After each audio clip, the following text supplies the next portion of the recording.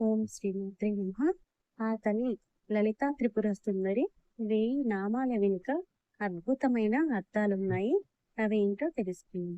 సింధూరారుణ విగ్రహాం త్రినయనం మాణిక్యమౌళి స్ఫురత్తారానాయక శేఖర స్మితముఖమాసీన వక్షోరుహాం పాణిభ్యామైపూర్ణరత్నశతకం ముక్తోత్పలం విధృతిం సౌమ్యం రత్నగభస్తరక్తచరణాం ధ్యాయేత్ పరమాంబికాం.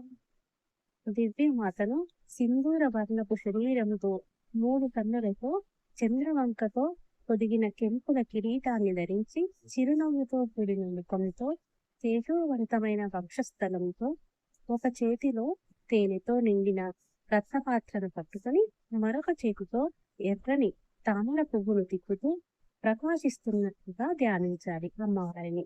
ఓం శ్రీమాత్రే నమః.